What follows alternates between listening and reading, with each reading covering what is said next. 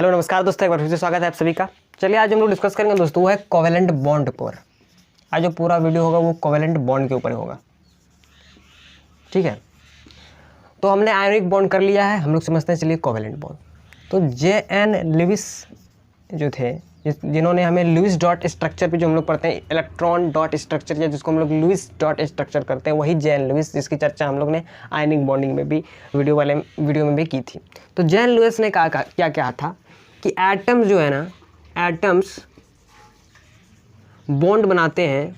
Atoms क्या करते हैं? बॉन्ड बनाते हैं। एटम्स बॉन्ड बनाते हैं, किस लिए एटम्स बॉन्ड बनाते हैं? To achieve noble gas configuration, to achieve noble gas configuration. यही तो बात की थी हमने, इन्होंने यही बात कहा था कि एटम जो है बॉन्ड इसलिए बनाते हैं क्योंकि उसको अचीव करना होता है Nobel gas configuration. Nobel gas configuration को हम दो तरीके से अचीव कर सकते हैं, या तो वो डुप्लेट रूल को फॉलो करे, या तो वो ऑक्टेट रूल को फॉलो करे। या तो वो डुप्लेट रूल को फॉलो करे या ऑक्टेट रूल को फॉलो करे। डुप्लेट रूल क्या होता है सर? अगर वैलेंस सेल के अंदर, यानी वैलेंस सेल में 2 इलेक्ट्रॉन रहा तो डुप्लेट कहेंगे। अगर वैलेंस सेल में 8 इलेक्ट्रॉन रहा तो ऑक्टेट कहेंगे। यानी कोई भी बॉन्ड बनता है to achieve noble gas configuration करने के लिए।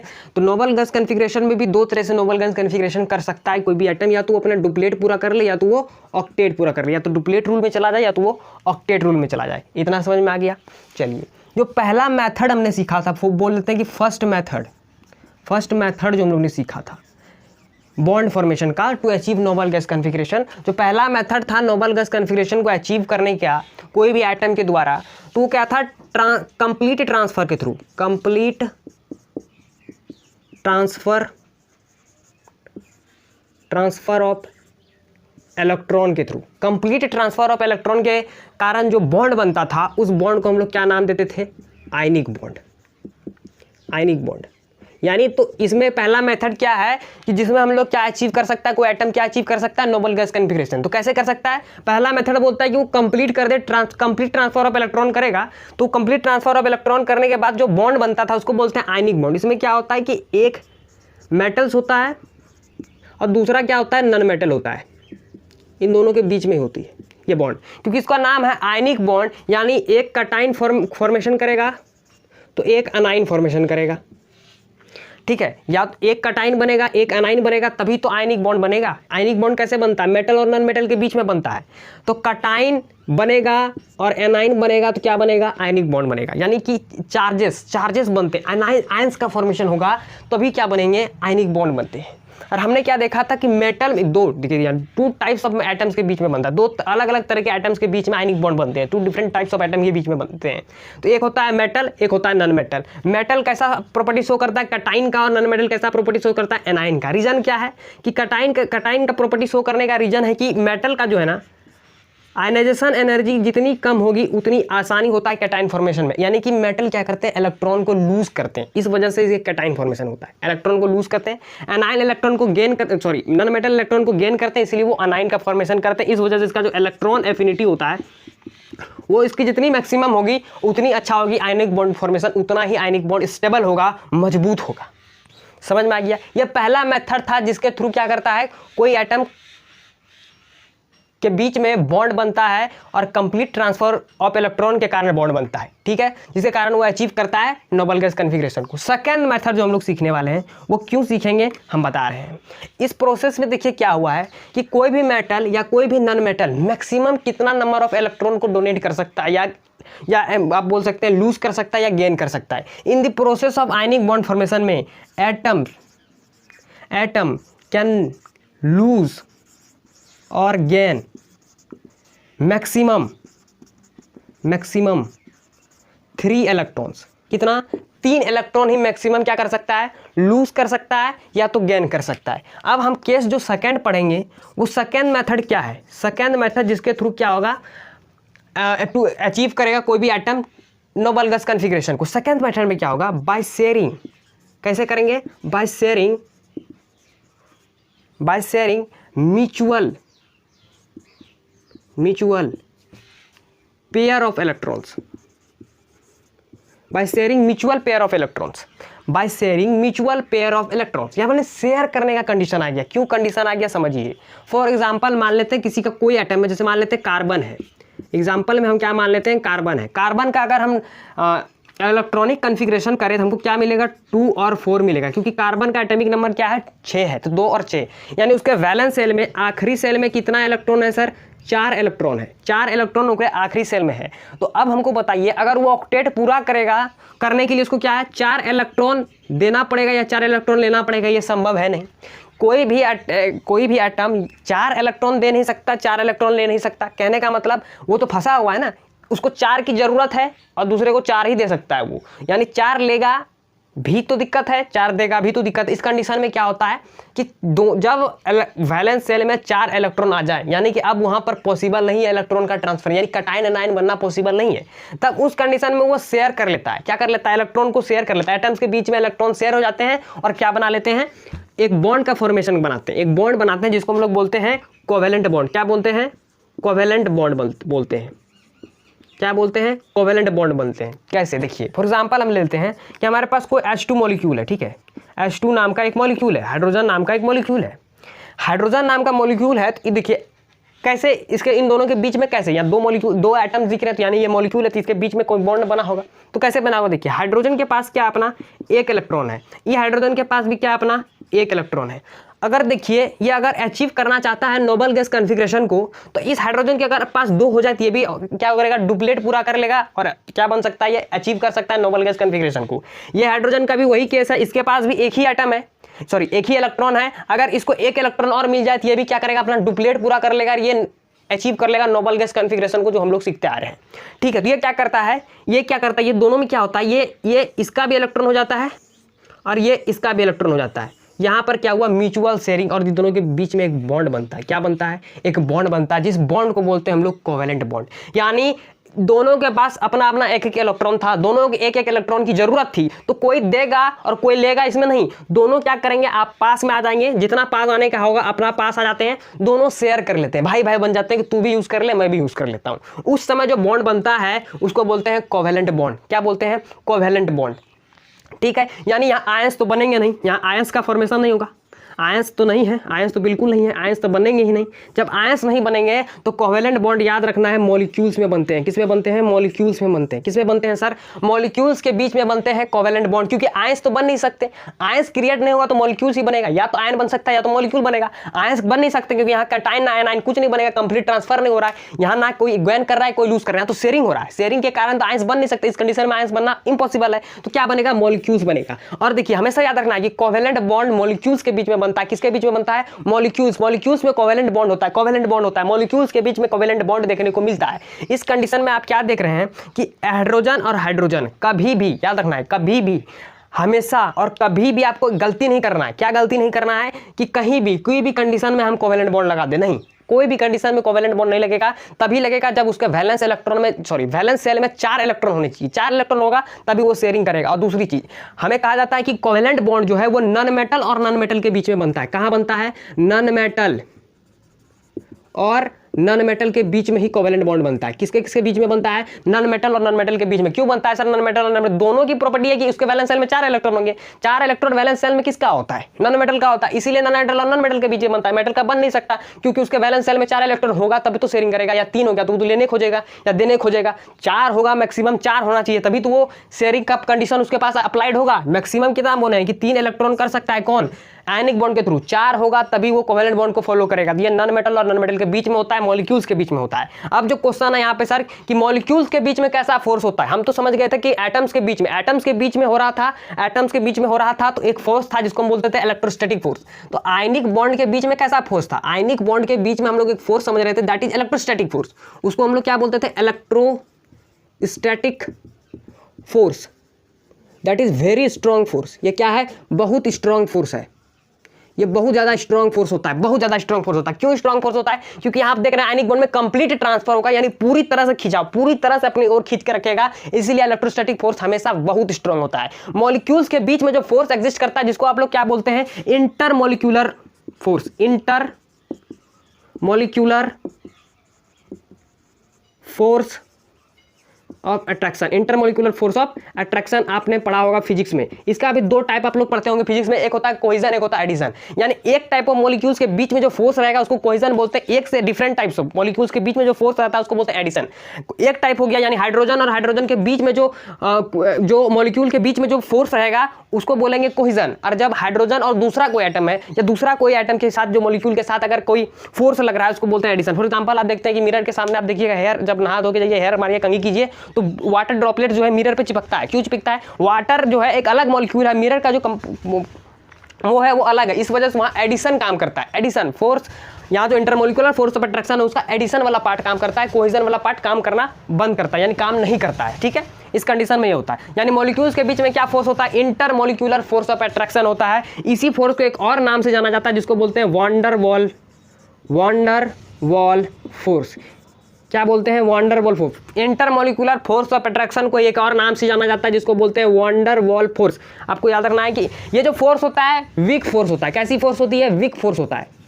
वीक फोर्स होगा तो इसमें जो अरेंजमेंट होगा मॉलिक्यूल्स का वो भी दूर दूर होगा, वो भी आपको देखने को मिलेगा कि अरेंजमेंट जो है वो दूर दूर होता है। इस कंडीशन में आपको क्या समझ में आ गया कि आयन कॉन्वेलेंट बॉन्ड कभी बनेगा? जब बनेगा जब कभी भी शेयरिंग होगा, म्यूचुअल शेयरिंग ऑफ होगा, म्यूचुअल शेयरिंग होना चाहिए, पेयर ऑफ इलेक्ट्रॉन का म्यूचुअल शेयरिंग होगा तभी कोवेलेंट बॉन्ड बनेगा। कोवेलेंट में नॉन मेटल और नॉन मेटल के बीच में बनता है, मॉलिक्यूल्स के बीच में बनता है। हमें पता है कि मॉलिक्यूल्स के बीच में क्या फोर्स होती है? वैन डर वाल फोर्स, जिसको आप इंटरमोलिकुलर फोर्स ऑफ अट्रैक्शन के नाम से भी जानते हैं।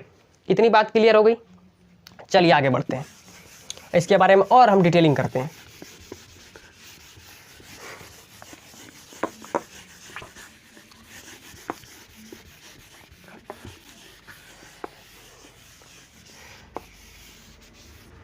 अब देखिए आगे बढ़ते हैं। अब इसकी बात करते हैं कि कोवेलेंट बॉन्ड बनने के लिए क्या फेवरेबल कंडीशन होती है। फेवरेबल कंडीशन देख लेते हैं। फेवरेबल कंडीशन क्या है कि कंबाइनिंग एटम्स जो कंबाइन करके शेयरिंग करके म्यूचुअल शेयरिंग करके combining atoms should have maximum या हाई, अब इसको मैक्सिमम बोलिए या हाई बोलिए, आयोनाइजेशन एनर्जी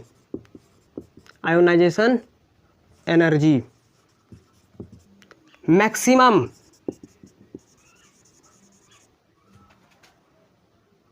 इलेक्ट्रोनेगेटिविटी क्या होना चाहिए? मैक्सिमम आयनाइजेशन एनर्जी होनी चाहिए, पहला कंडीशन। दूसरा कंडीशन है कि मैक्सिमम इलेक्ट्रोनेगेटिविटी होना चाहिए। इसको समझ लेते हैं। जो भी कंबाइनिंग एटम होंगे, जो भी कंबाइन करेंगे, जो भी म्यूचुअल शेयरिंग करेंगे कोवेलेंट बॉन्ड बनाने के लिए, उसकी मैक्सिमम आयनाइजेशन एनर्जी होती चाहिए। अब समझिए आयनाइजेशन एनर्जी क्या होती है sir? Energy required to remove electron from valence shell. आप इतना याद रखिए, from valence shell of an atom. इतनी कंडीशन आपको याद रखना है कि energy required to remove electron from valence shell of an atom, या तो आप ये जो एटम का जो कैरेक्टरिस्टिक होता है, यहाँ पर जो एटम होगा वो आइसोलेटेड एटम होना चाहिए, गैसेस स्टेट में होना चाहिए और न्यूट्रल होना चाहिए। ये बहुत बार मैं चर्चा कर चुके हैं। पीरियोडिक ट्रेंड वाला जो चैप्टर है, पीरियोडिक प्रॉपर्टीज वाला, आप उसमें जाके देख लें। इलेक्ट्रॉन आयनाइजेशन एनर्जी सर्च मारे, आपको वीडियो मिल जाएगा। Energy required to remove electron from valence shell, उसी को बोलते हैं कि आयनाइजेशन एनर्जी। अब यहाँ बोल रहे हैं कि आयनाइजेशन एनर्जी मैक्सिमम होना चाहिए।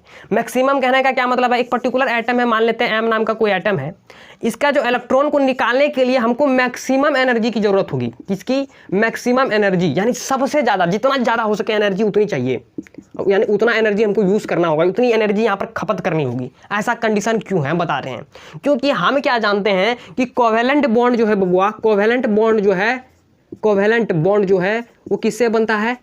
शेयरिंग से बनता है। किससे बनता है? शेयरिंग से बनता है, ना कि ट्रांसफर ऑफ इलेक्ट्रॉन से बनता है। किससे नहीं बनता है? ट्रांसफर ऑफ इलेक्ट्रॉन से नहीं बनता है, शेयरिंग ऑफ इलेक्ट्रॉन के कारण बनता है। इस वजह से आप क्या देखेंगे, यहाँ इलेक्ट्रॉन को रिमूव करना ही नहीं है हमको, रिमूव हो गया तब तो काम ही नहीं बनेगा, क्योंकि ट्रांसफर की जरूरत नहीं है। रिमूव होगा तो यानी कहीं ना कहीं जाएगा जी, ट्रांसफर का यहाँ जरूरत नहीं है, यहाँ शेयरिंग का जरूरत है। तो हमको आयनाइजेशन यानी कि जितनी कम आयनाइजेशन हो जाएगी तो निकल जाएगा, थोड़ा सा भी फोर्स रहेगा तो निकल जाएगा। लेकिन यहाँ मैक्सिमम फोर्स करने से क्या होता है, मैक्सिमम आयनाइजेशन एनर्जी होने से क्या होता है, इलेक्ट्रॉन में को निकालने के लिए बहुत ज्यादा फोर्स चाहिए, यानी इलेक्ट्रॉन तो अब निकलेगा नहीं। अब निकलेगा नहीं तो अब क्या हो सकता है, शेयरिंग ही हो सकता है। निकलेगा नहीं तो क्या हो सकता है, इलेक्ट्रॉन वही रहेंगे, आप शेयर कर लीजिए। इलेक्ट्रॉन वही रहेंगे, आपको शेयर करना पड़ेगा, क्योंकि शेयर अब इलेक्ट्रॉन यहां से निकलेगा नहीं, क्योंकि आप मैक्सिमम क्या कर चुके हैं, आयनाइजेशन एनर्जी कर चुके हैं। अब मैक्सिमम इलेक्ट्रॉन नेगेटिविटी क्यों करते हैं, देखिए इलेक्ट्रॉन नेगेटिविटी ये हमने क्यों मैक्सिमम कहा, ये इसलिए मैक्सिमम कहा कि आपको अगर याद होगा डेफिनेशन क्या होता है, tendency to attract electron, tendency to attract electron को हम लोग क्या बोलते हैं, इलेक्ट्रॉन एफिनिटी बोलते हैं। यानी यहां पर जरूरत क्या है, अट्रैक्ट का। जितना अगर फोर मान लेते हैं, एक हाइड्रोजन का एटम यहां है, एक हाइड्रोजन का एटम यहां है, अगर इसकी इलेक्ट्रॉन नेगेटिविटी ज़्यादा नहीं होगी, मैक्सिमम नहीं होगी, तो ये दोनों आपस में सटेंगे नहीं, आपस में जहां तक आना चाहिए वहां तक आएंगे नहीं, इलेक्ट्रॉन को अट्रैक्ट नहीं करेंगे। जब तक इलेक्ट्रॉन को अट्रैक्ट सही से नहीं करेंगे तो म्यूचुअल शेयरिंग भी होना पॉसिबल नहीं है। इसलिए इसकी इलेक्ट्रॉन नेगेटिविटी अधिक है, टेंडेंसी है टू अट्रैक्ट करने की, लेकिन अपने सेल में थोड़े ना घुसा लेगा उसको, अपने सेल में वैलेंस सेल में खाली अट्रैक्ट कर सकता है। क्या कर सकता है, अट्रैक्ट करने की क्षमता ज्यादा होनी चाहिए, ये ठीक है, लेकिन अट्रैक्ट करके कोई भी ये इसका इलेक्ट्रॉन इसके वैलेंस सेल में गिर सकता है क्या, नहीं गिर सकता, क्योंकि यहाँ पर आयनाइजेशन एनर्जी मैक्सिमम है। ये जो अट्रैक्शन है, अट्रैक्ट करके क्या होगा, वहां शेयरिंग बनना अच्छा से पॉसिबल हो जाता है। इलेक्ट्रॉन स्टेबल उतने ज्यादा होंगे जितना अच्छा अट्रैक्ट करके ये शेयरिंग करेगा, जितना नजदीक आके जो है कोवेलेंट बॉन्ड का फॉर्मेशन होगा। समझ में आ गया क्यों मैक्सिमम है, नहीं है, समझ में आ गया क्यों, क्या कंडीशन होनी चाहिए, मैक्सिमम आयनाइजेशन एनर्जी होगी। अगर डेफिनेशन याद होगा तो ये सब समझ में आएगा आपको। मैक्सिमम इलेक्ट्रोनेगेटिविटी होनी चाहिए, तो दो ही फेवरेबल कंडीशन है in the formation of, favourable condition for the formation of covalent bond. याद हो गया। एक टर्म इसमें और समझिए जो आते रहता है,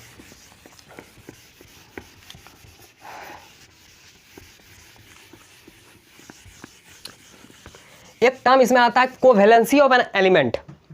एक टर्म क्या आता है, कोवेलेंसी ऑफ एन एलिमेंट। ये क्या है भाई, कोवेलेंसी ऑफ एन एलिमेंट क्या है, इसको समझिए। कोवेलेंसी ऑफ एन एलिमेंट बोलता है, कोवेलेंसी ऑफ एलिमेंट बोलता है कि कितना total number of covalent bond एक पर्टिकुलर एटम का, पर्टिकुलर एलिमेंट का एटम बना सकता है। क्या बोल रहे हैं कि total number of covalent bond, क्या covalent bond, total number of, शब्द को ध्यान दीजिए, total number of covalent bond की बातें हो रही है, that an atom of an element can form, उसी को बोलते हैं कोवेलेंसी ऑफ एन एलिमेंट। उस पर्टिकुलर एलिमेंट का कोवेलेंसी वो कहलाएगा कि टोटल नंबर वो कोवेलेंट बॉन्ड कितना बना रहा है, कितना बॉन्ड का फॉर्मेशन कर रहा है, वो सिंगल बॉन्ड बना रहा है कि डबल बॉन्ड बना रहा है, उसको हम लोग बोलते हैं कि टोटल नंबर ऑफ कितना बॉन्ड कोवेलेंट बॉन्ड का निर्माण करेगा उस पर्टिकुलर एटम जो कि पर्टिकुलर एलिमेंट का है, उसको कहेंगे उस कोवेलेंसी ऑफ एन एलिमेंट। उस जैसे हम बोले अभी आपको कि हाइड्रोजन का जो होता है ना कोवेलेंसी 1 होता है, यानी हाइड्रोजन एलिमेंट का हाइड्रोजन एटम जब भी बॉन्ड बनाएगा, कोवेलेंट बॉन्ड बनाएगा, तो वो एक ही कोवेलेंट बॉन्ड बना सकते हैं, यानी बॉन्ड जो बनेगा उसके बीच में वो सिंगल बॉन्ड होगा, इसीलिए उसकी कोवेलेंसी क्या है, 1 है। ऑक्सीजन की बोले 2, यानी कि वो 2 बॉन्ड बना सकता है, उसके बीच में जो कोवेलेंट बॉन्ड होगा वो 2 होगा, 2 बॉन्ड होगा, 2 लाइन होगा। कहने का मतलब है कि 2 लाइन होंगे उन दोनों के बीच में, 2 पेयर ऑफ म्यूचुअल शेयरिंग होगी, 2 पेयर ऑफ इलेक्ट्रॉन के बीच में शेयरिंग होगी, उसको बोलते हैं कोवेलेंसी ऑफ एलिमेंट। इसको आप एग्जांपल जब हम देंगे तो आपको ये बढ़िया से समझ में आ जाएगा। चलिए अब एग्जाम्पल की ही शुरुआत करने वाले हैं हम लोग। देखते हैं कोवेलेंट बॉन्ड के एग्जाम्पल्स क्या क्या हैं हमारे पास। जैसे कि H2O मॉलिक्यूल, इसका देख चुके हैं और एक बार देख लेते हैं कि हाइड्रोजन के वैलेंस सेल में 1 इलेक्ट्रॉन था, इस हाइड्रोजन के भी वैलेंस सेल में 1 इलेक्ट्रॉन था। दोनों जितना पास आना चाहे उतना पास आ गए, क्योंकि वॉन डेर वाल्स फोर्स दोनों के बीच में क्रिएट है, क्योंकि H2 मॉलिक्यूल है। क्या है, H2 एक मॉलिक्यूल है, और मॉलिक्यूल के बीच में क्या क्रिएट होता है, van der Waals force create होता है। हमेशा याद रखिए, वॉन डेर वाल्स फोर्स क्या होता है, वॉन डेर वाल्स फोर्स होते हैं। तो जितना पास आना चाहे पास आ गए, पास आने के बाद जितना पास आना चाहे दोनों एटम हाइड्रोजन मॉलिक्यूल के जितना भी पास आना चाहते थे पास आ गए। अब इन दोनों के बीच में जितना इलेक्ट्रोनेगेटिविटी का इंट्रैक्शन था वो हो गया, यानी पास आना चाहते थे वो हो गए। अब इन दोनों क्या करते हैं, शेयरिंग कर लेते हैं कि ये 2 भी मेरा हो गया, ये 2 भी तेरा हो गया, तू भी रख ले, यानी ये भी अपना डुप्लेट पूरा कर लिया, और ये भी अपना डुप्लेट पूरा कर लिया। दोनों खुश हो गया क्योंकि दोनों अचीव कर लिया क्या, नोबल गैस कॉन्फ़िगरेशन जो हम अभी पढ़ते आ रहे हैं उसको। नोबल गैस कॉन्फ़िगरेशन अचीव कर लिया, इन दोनों के बीच में बॉन्ड क्रिएट हो गया कि हाइड्रोजन और हाइड्रोजन के बीच में क्या बॉन्ड है, ये एक बॉन्ड है। ये कैसा बॉन्ड है, सिंगल। ये कैसा बॉन्ड है, सिंगल बॉन्ड। एक लाइन क्या रिप्रेजेंट करता है, कोई भी एटम मान लेते ए है, कोई बी है, इसके बीच में अगर एक लाइन हम दे रहे हैं वो रिप्रेजेंट करता है सिंगल बॉन्ड को। किसको रिप्रेजेंट करता है, इन दोनों के बीच में एक ही पेयर ऑफ इलेक्ट्रॉन का शेयरिंग हुआ। कितना, 1 single pair of electron sharing हुआ है, सिंगल पेयर ऑफ इलेक्ट्रॉन का शेयरिंग हुआ है, सिंगल पेयर ऑफ इलेक्ट्रॉन का शेयरिंग हुआ है, शेयरिंग हुआ है। इतना याद रखना। अगर हम 2 दिखा रहे हैं, ए और बी का अगर हम 2 डंटी दिखा रहे हैं, यानी ये क्या है, डबल बॉन्ड। डबल बॉन्ड क्या है, ये डबल बॉन्ड, यानी ए और बी के बीच में 2 double pair, 2 pair, double pair, 2 pair. आप इसको ऐसे याद रखिए कि 2 पेयर, 2 पेयर ऑफ इलेक्ट्रॉन का शेयरिंग हुआ है, का शेयरिंग हुआ है। अगर 3 दिखा दिए, ए और बी के बीच में 1 2 3 डंटी कर दिए तो ट्रिपल बॉन्ड है, यानी 3 पेयर ऑफ इलेक्ट्रॉन का शेयरिंग हुआ है। किसके बीच में, ए और बी के बीच में हुआ है 3 पेयर ऑफ इलेक्ट्रॉन का शेयरिंग। ठीक है, इसको हम ऐसे रिप्रेजेंट करते हैं। ये डंटी देते हैं, लेकिन उसमें आयनिक बॉन्ड में हम डंटी नहीं देते थे। हम क्या डंटी देते थे आयनिक बॉन्ड में, हम जो करते थे कि Na है भैया, क्या है, Na के पास पॉजिटिव चार्ज है, यानी कटायन फॉर्मेशन, क्या क्लोरीन के पास नेगेटिव चार्ज है, ये बन जाते हैं NaCl। क्या हम NaCl के बीच में कोई डंटी देते थे, ऐसे डंटी देते थे कि NaCl के बीच में बॉन्ड है, ऐसा देते थे? नहीं देते थे। क्यों नहीं देते थे? कारण ये है कि जो जितने भी आयनिक बॉन्ड होते हैं, आयनिक बॉन्ड के द्वारा जो कंपाउंड बनते हैं, उनका कोई भी शेप नहीं होता है। क्या नहीं होता है, शेप नहीं होता है, डायरेक्शन नहीं होता है। जिस ओर से इलेक्ट्रॉन किधर से गया और किधर से इलेक्ट्रॉन एक्सेप्ट किया, उसका कोई डायरेक्शन नहीं होता है, उसका कोई शेप नहीं होता है। इस वजह से आयनिक बॉन्ड के द्वारा बनाए गए कंपाउंड के बीच में कोई भी डंटी नहीं देते। हम लोग बॉन्ड लेंथ नहीं रिप्रेजेंट करते। ये जो डंटी है क्या, actually this is a bond length. ये क्या है, बॉन्ड लेंथ है, ये बॉन्ड लेंथ कहलाता है।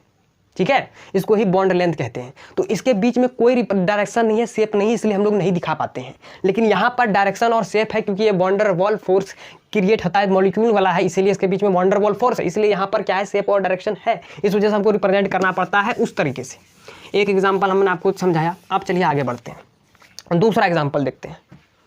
दूसरा एग्जाम्पल हम लोग देखते हैं, जैसे कि ऑक्सीजन है। ऑक्सीजन का अगर इलेक्ट्रॉनिक कॉन्फ़िगरेशन करें तो आपको क्या मिलेगा, 2 और 6 मिलेगा। O2 देखते हैं, 2 और 6, 1 2 3 4 5 6, ऐसा ही है। एक ऑक्सीजन हमारे पास यहाँ 1 2 3 4 5 6, ये इसको खींच लेगा, ये इसको खींच लेगा। यानी कि कहने का मतलब यहाँ देखिए बॉन्ड बनेगा, ये इसको भी ले सकता है और ये इसको भी ले सकता है। देखिए तो गिन के 1 2 3 4 5 6 7 8, इसका भी ऑक्टेट पूरा। 1 2 3 4 5 6 7 8, इसका भी ऑक्टेट पूरा। दोनों खुश, यानी दोनों के बीच में कैसा है, डबल। यहाँ पे दिख रहा है ना, 2 डंटी क्या बोले थे, डबल बॉन्ड को शो करता है, डबल कोवेलेंट बॉन्ड को ये शो कर रहा है कि ये डबल कोवेलेंट बॉन्ड बन रहा है इन दोनों के बीच में। ये है इसका लुईस डॉट स्ट्रक्चर। इस स्ट्रक्चर को क्या बोलते हैं, लुईस डॉट स्ट्रक्चर। इसमें क्या होता है, ये कैसा स्ट्रक्चर हम लोग बना रहे हैं, ये स्ट्रक्चर बना रहे हैं, लुईस डॉट स्ट्रक्चर बना रहे हैं हम लोग। क्या बना रहे हैं, लुईस डॉट स्ट्रक्चर। इसमें क्या होता है कि सिर्फ आउटर मोस्ट वैलेंस शेल में जितना इलेक्ट्रॉन है उतना रिप्रेजेंट किए, जितना बना गया, कितना बॉन्ड बना रहा है उसको दिखा दीजिए, बस वही है लुईस डॉट स्ट्रक्चर। ऑक्सीजन का हमने दिखाया था आपको। अब चलिए नाइट्रोजन का देखते हैं। नाइट्रोजन N2 मॉलिक्यूल का आउटर मोस्ट शेल में कितना, 1 2 3 4 5, 1 2 3 4 5, ये बनाएगा, ये बनाएगा, ये बनाएगा। ये कैसा एग्जांपल है, ट्रिपल बॉन्ड का है। ट्रिपल बॉन्ड ये कैसा बना रहा है, triple bond. Maximum triple bond बना सकता है, उससे बेसी नहीं जा सकता। ट्रिपल बॉन्ड ही तक मैक्सिमम बना सकते हैं। ये N2 का आपको आप दिखाए लुईस डॉट स्ट्रक्चर। अब चलिए आगे चलते हैं। जैसे हम लोग आगे चलते हैं, देखते हैं हाइड्रोक्लोरिक एसिड का, HCl का क्या है लुईस डॉट स्ट्रक्चर। हाइड्रोजन का एक एटम है, क्लोरीन के पास देखिए 1 2 3 4 5 6 7, इन दोनों के बीच में बॉन्ड बन गया। ये लुईस डॉट स्ट्रक्चर हो गया हाइड्रोक्लोरिक एसिड का।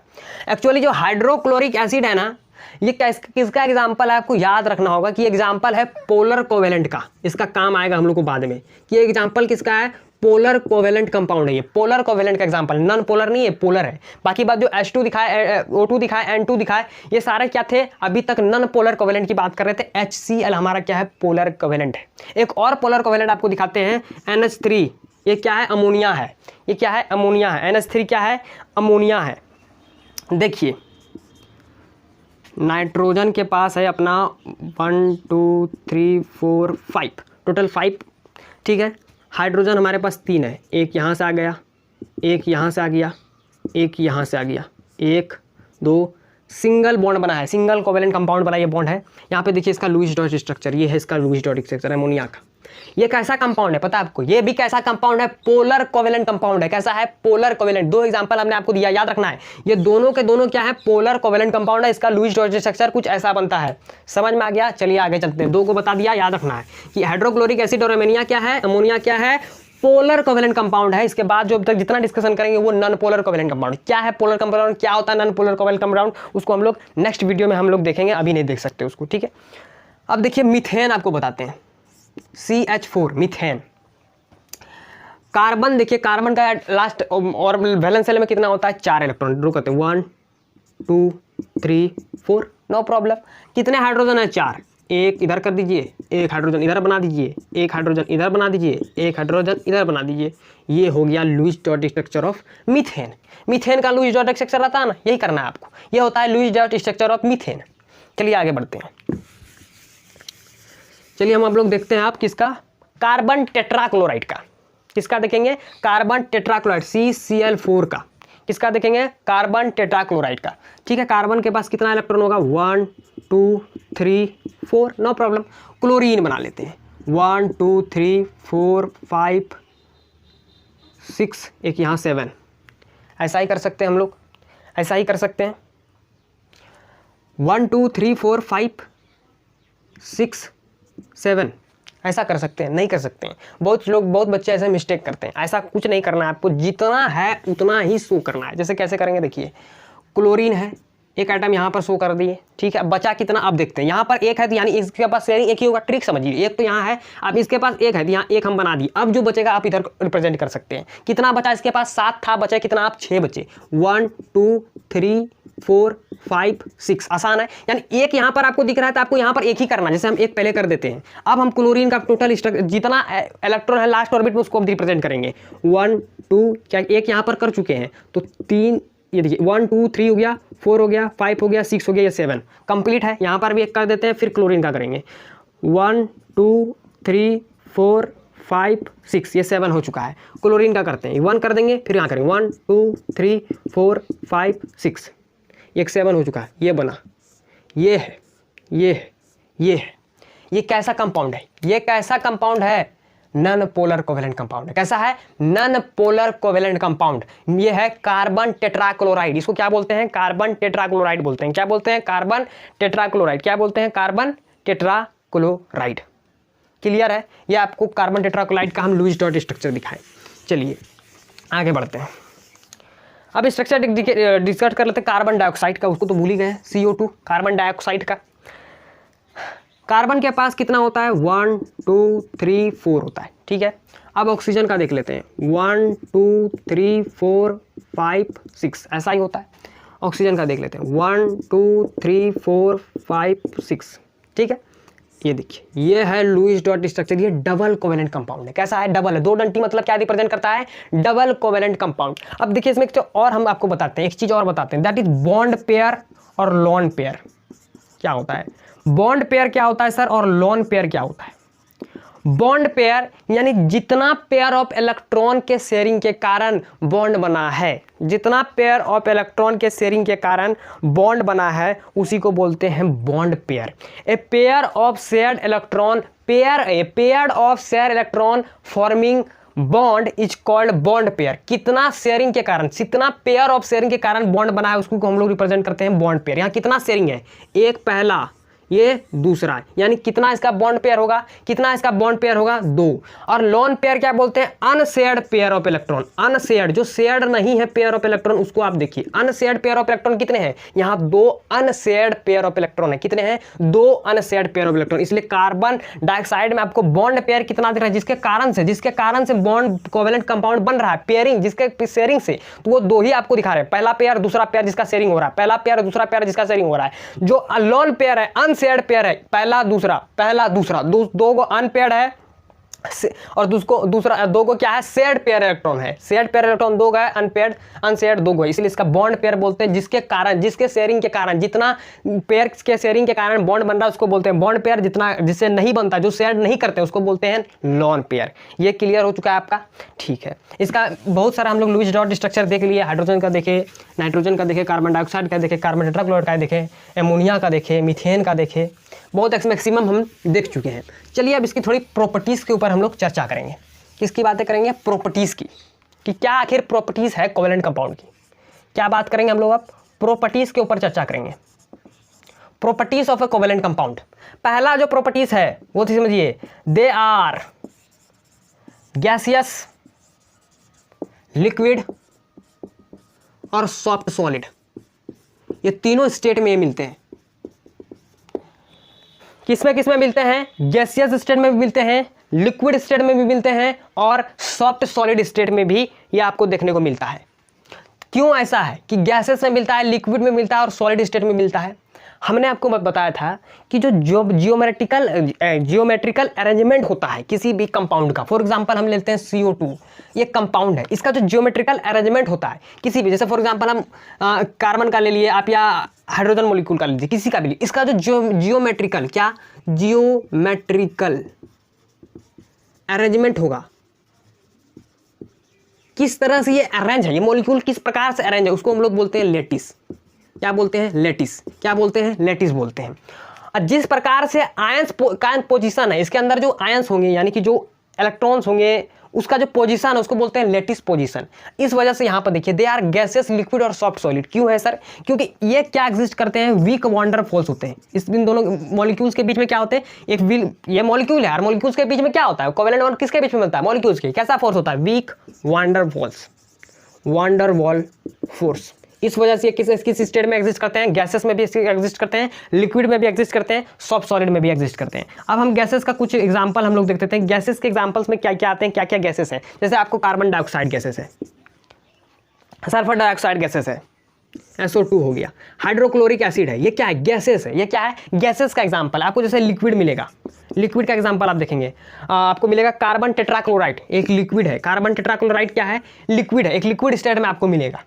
सॉफ्ट सॉलिड में आपको बात करते हैं कि सॉफ्ट सॉलिड स्टेट में आपको क्या मिलता है। एक हमारे पास है पैराफिन वैक्स नाम का, एक पैराफिन वैक्स होता है। क्या होता है, पैराफिन वैक्स एक एग्जांपल है इसका। आपको जो एग्जांपल ही इंपॉर्टेंट है, जैसे कार्बन डाइऑक्साइड और sulphur dioxide, hydrochloric acid gas state में मिलते हैं। कार्बन टेट्राक्लोराइड लिक्विड, ये रूम टेम्परेचर में भी लिक्विड स्टेट में मिलता है। सॉफ्ट सॉलिड जो कि है पैराफिन वैक्स, ये क्या होता है, एक्चुअली वैक्स है, मोम होता है, छोटा छोटा गोली होता है मोम का। और ये इसका काम जो इसका समझिए, ये जो है ना, सॉफ्टनिंग ऑफ स्किन में काम आता है। सॉफ्टनिंग ऑफ स्किन को सॉफ्ट करने में काम आता है। ये आपको सैलून, स्पा वगैरह में इसी का यूज़ किया जाता है, पैराफिन वैक्स का। और कहीं कहीं जोड़ का जो ट्रीटमेंट होता है, जोड़ में दर्द है, उसके ट्रीटमेंट के लिए भी पैराफिन वैक्स का यूज़ किया जाता है। ये सॉफ्ट सॉलिड स्टेट में होता है। पहला प्रॉपर्टी क्या है, दे आर गैसेस, लिक्विड और सॉफ्ट सॉलिड। जबकि आयनिक बॉन्ड का जो लेटिस था वो किसमें था, सॉलिड था, क्रिस्टलाइन फॉर्म में था। लेकिन ये कैसा है, गैसेस है, लिक्विड और सॉफ्ट सॉलिड है। पहला इसका प्रॉपर्टी। अब दूसरा प्रॉपर्टी हम लोग इसका देखते हैं। दूसरा प्रॉपर्टी समझिए, दूसरा प्रॉपर्टी में आपका है low melting and boiling point. Low melting and boiling point, इसका क्या होता है, लो मेल्टिंग पॉइंट भी होता है, बॉइलिंग पॉइंट भी होता है। क्या है कारण, वही है वीक वॉन्डर फोर्स के कारण। वीक वॉन्डर फोर्स के कारण ऐसा होता है, क्योंकि इसका लेटिस अरेंजमेंट देख लीजिए आप। Lattice arrangement, geometrical arrangement lattice को कैसा है, अरेंजमेंट कैसा है, उतना नहीं है, क्योंकि वीक वॉन्डर फोर्स है, तो जहां मन तहां है, मॉलिक्यूल्स तो जहां मन तहां एग्जिस्ट कर रहे हैं। ऐसे थोड़े ना कि पैक है, एकदम पैक थोड़े ना, जहां मन तहां एग्जिस्ट कर रहा है। तो वीक वॉन्डर फोर्स के कारण इसका लो मेल्टिंग पॉइंट भी होता है और लो बॉइलिंग पॉइंट भी होता है। आपको बता दिए कि जैसे कि आपको बताएं कार्बन टेट्राक्लोराइड, जो कार्बन टेट्राक्लोराइड है, ये जो है ना 62 डिग्री सेल्सियस में ही बॉयल होता है। 62 डिग्री सेल्सियस में ही बॉयल करना शुरू कर देता है। इसका एग्जांपल एक तो और है H2O, 100 डिग्री सेल्सियस में बॉयल होना शुरू करता है। ये किसका है, ये एग्जांपल है कोवेलेंट कंपाउंड ही H2O। ठीक है, ये कार्बन टेट्राक्लोराइड 62 डिग्री में रूम टेम्परेचर तक में ही ये बोलिए लिक्विड स्टेट में, रूम टेम्परेचर में कार्बन टेट्राक्लोराइड लिक्विड स्टेट में रहता है। और 62 डिग्री सेल्सियस में क्या करना है, बॉयल करना शुरू कर देता है। ये आपको समझ में आ गया, low melting point and boiling point. तीसरा सॉल्युबिलिटी को देखते हैं। सॉल्युबिलिटी सॉल्युबिलिटी क्या है, देखिए हम देखेंगे कि कोवेलेंट कंपाउंड जो है ना दो तरह के होंगे। एक होता है पोलर, जो आपको थोड़ा देर पहले बताएं कि पोलर कोवेलेंट का एग्जांपल। एक होता है पोलर कोवेलेंट, एक होता है नॉन पोलर कोवेलेंट। आप जितना भी अभी देखें वो सब के सब नॉन पोलर कोवेलेंट है कंपाउंड है, एक्सेप्ट किसको आप देखे थे, हाइड्रोक्लोरिक एसिड और एमोनिया को, जो हम आपको बताए थे कि हाइड्रोक्लोरिक एसिड को छोड़ के और एमोनिया को छोड़ के ये सारे के सारे आपको क्या थे, नॉन पोलर कोवेलेंट कंपाउंड थे। जितने भी पोलर कोवेलेंट कंपाउंड होते हैं वो सोल्यूबिलिटी को शो करते हैं, यानी कि वो सोल्यूबल हैं, वो क्या है, सोल्यूबल है। और जितने भी नॉन पोलर कोवेलेंट है वो क्या है, इनसोल्यूबल है। जनरल स्टेट में वो क्या होता है, इनसोल्यूबल होता है। आपको याद रखना है कि नॉन पोलर कोवेलेंट कंपाउंड क्या होता है, इनसोल्यूबल। अगर पूछे कि जनरली बताइए कि कोवेलेंट कंपाउंड सोल्यूबल होता है या नहीं होता, जनरली पूछे कभी भी तो आप बोलिए कि इनसोल्यूबल होता है। क्या होता है, इनसोल्यूबल होता है, सोल्यूबल नहीं होता। अगर ऐसे पूछता है पोलर कोवेलेंट सोल्यूबल है या नहीं है, सोल्यूबल है। नॉन पोलर कोवेलेंट इनसोल्यूबल है, याद रखना है। अब चौथी बात करते हैं, कंडक्टिविटी ऑफ इलेक्ट्रिसिटी। इलेक्ट्रिसिटी का कंडक्शन करता है कि नहीं, इलेक्ट्रिसिटी का कंडक्शन देखते हैं। इलेक्ट्रिसिटी कंडक्शन क्या है, इसमें भी वही दो कंडीशन है। अगर वो पोलर रहा तो क्या करेगा, कंडक्ट करेगा। क्या करेगा, कंडक्ट करेगा। कंडक्ट करेगा किस स्टेट में करेगा, किस स्टेट में करता है, एक्वस या तो मोल्टन स्टेट में, एक्वस या मोल्टन स्टेट में ये करेगा। लेकिन नॉन पोलर कोवेलेंट कोई स्टेट में नहीं करेगा, कोई भी स्टेट में क्या करेगा, ये इलेक्ट्रिसिटी कंडक्ट नहीं करेगा, क्योंकि नॉन पोलर कोवेलेंट वंडरवॉल है, कोई आयंस का क्रिएट नहीं है। सर आयंस इलेक्ट्रिसिटी कैसे फ्लो होगा, flow of electrons is known as ions होना चाहिए, आयंस होना चाहिए। आयंस तो यहाँ नॉन पोलर कोवेलेंट में कंपाउंड में है कहाँ sir, non polar covalent compound में आयंस है नहीं, तो कहाँ से फ्लो होगा, फ्लो है कहाँ, इलेक्ट्रॉन कहाँ से लाएगा, ये फ्लो हो ही नहीं सकता। तो ये नॉन पोलर कोवेलेंट कंपाउंड जो है वो कंडक्टिविटी को शो नहीं करता इलेक्ट्रिसिटी का, बेड कंडक्टर है। जबकि पोलर कोवेलेंट कंपाउंड कंडक्ट कर सकता है इलेक्ट्रिसिटी, क्योंकि पोलर कोवेलेंट कंपाउंड जो है आयनिक कैरेक्टरिस्टिक को शो करता है, यानी वो एक्वस और मोल्टन स्टेट में उसके अंदर आयंस आते हैं, आयंस का सेपरेशन हो सकता है, आयंस हो जाते हैं उसके अंदर, तो आयंस का सेपरेशन होगा तभी तो आयंस फ्लो करेंगे, फ्लो करता है और वो कंडक्ट करता है इलेक्ट्रिसिटी। लेकिन नॉन पोलर में नहीं करता, क्योंकि आयंस है नहीं, मॉलिक्यूल्स है, मॉलिक्यूल्स तो कंडक्ट कर नहीं सकते, क्योंकि आयंस ही कंडक्ट कर सकते हैं, क्योंकि फ्लो ऑफ इलेक्ट्रॉन नहीं इलेक्ट्रिसिटी कहलाता है। ठीक है, ये इसकी प्रॉपर्टी हो गई, समझ में आ गया आपको। ठीक है, तो नेक्स्ट वीडियो में हम लोग डिस्कस करेंगे कि पोलर और नॉन पोलर कोवेलेंट कंपाउंड क्या होता है। तब तक के लिए धन्यवाद, मिलते हैं नेक्स्ट वीडियो में, तब तक के लिए जय हिंद जय भारत।